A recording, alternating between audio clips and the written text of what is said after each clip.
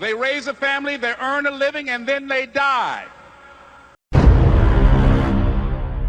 Is identified as mentally retarded, put back from the 5th grade into the 4th grade, and stayed in that category until I got out of high school. I don't have any college training, but I met a high school teacher who one day changed my life. I was waiting on another student, and when he came in, he said to me, "Young man, go to the board and write what I'm about to tell you." And I said, I can't do that, sir. He said, "Why not?" I said, "I'm not one of your students." He said, "It doesn't matter. Follow my directions now." I said, "I can't do that, sir." He said, "Why not?" I said, "Because I'm educable mentally retarded." And he came from behind his desk and he looked at me. He said, "Don't ever say that again. Someone's opinion of you does not have to become your reality." And as he talked, my heart began to beat fast. Tears began to run down my eyes, and I was in the back just listening to him, because the speech he was giving, that speech was for me. And he said, "Les Brown," he said, "if you want to do anything worthwhile in life, you've got to be hungry." I told Mr. Washington I wanted to become a disc jockey. And so I started working to develop myself. He said, "I want you to practice every day being a disc jockey." I said, "But I don't have any job now." He said, "It doesn't matter." He said that it's better to be prepared for an opportunity and not have one than to have an opportunity and not be prepared.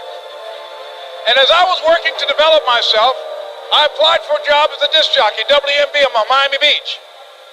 I went to a guy named Milton Butterball.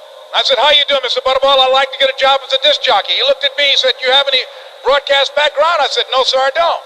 "You have any journalism background?" I said, "No, sir, I don't." He said, "We don't have any jobs available." I said, "Yes, sir." I went back to Mr. Washington and I told him. He said, "Don't take it personally." He said, "Most people are so negative, they will have to say no 7 times before they say yes." He said, "Go back again." So I went back again.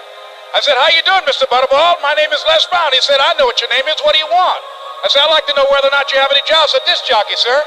He said, "Didn't I just tell you yesterday we didn't have any jobs?" I said, "Yes, sir, but I know whether or not somebody got laid off or somebody was fired, sir." He said, "No one was laid off or fired. Now get on out of here." I came back the next day like I was seeing him for the first time. I said, "Hello, Mr. Butterball, how are you?" He looked at me with rage. He said, "Go get me some coffee." I said, "Yes, sir." And I went to get him some coffee. After a while, I would give their lunch and dinner, and I would go in the control rooms and take the disc jockeys their food, and I would not leave until they would ask me to leave. One Saturday afternoon, while I was at the radio station, a guy named Rock was drinking while he was on the air. I was the only one there, looking at him through the control room windows, walking back and forth, young, ready, and hungry. Pretty soon the phone rang, and it was the general manager. And I answered the phone. I said, "Hello?" He said, "Les, this is Mr. Klein." I said, "I know." He said, "Rock can't finish his program." I said, "I know." He said, "Would you call one of the other DJs in?" I said, "Yes, sir." I hung the phone up. I said, "Now he must think I'm crazy." I called my mom and my girlfriend, Cassandra. I said, "Y'all turn up the radio and come out on the front porch. I'm about to come on the air." I waited for about 20 minutes, and I called him back. I said, "Mr. Klein, I can't find nobody." He said, "Young boy, do you know how to work the controls?" I said, "Yes, sir." He said, "Go in there and don't say nothing here." I said, "Yes, sir."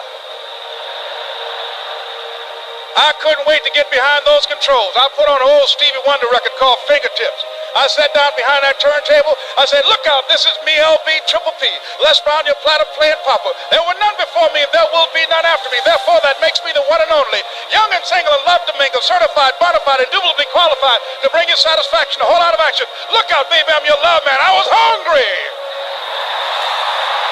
I was hungry. You gotta be hungry. Begin to know that you have greatness within you.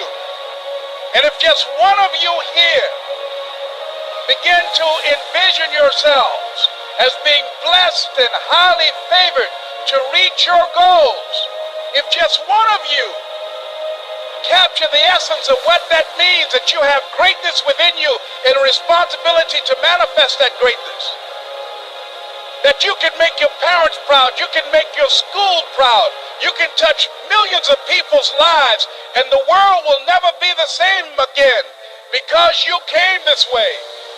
It was hard, ladies and gentlemen, coming to speak to people. And I was facing financial difficulties in my own life. I was behind on my bills and my dreams, and I'm saying to them, you can live your dream. It was hard, ladies and gentlemen. It was very difficult to pick myself up each day believing that I could do it. There were times that I doubted myself. I used to ask myself, can I do this? And something said within me, you're the one. Don't give up on your dream. By continuing to push forward, by continuing to run toward my dream, that one day I would have my own talk show. It's a long shot, ladies and gentlemen, from Liberty City, an abandoned building on a floor, never knowing my mother or father. It's a long shot. Being here with you today in this dome in Atlanta, it's a long shot. No college training, labeled educable, mentally retarded, but I kept running toward my dream. Don't stop. Don't stop running toward your dream.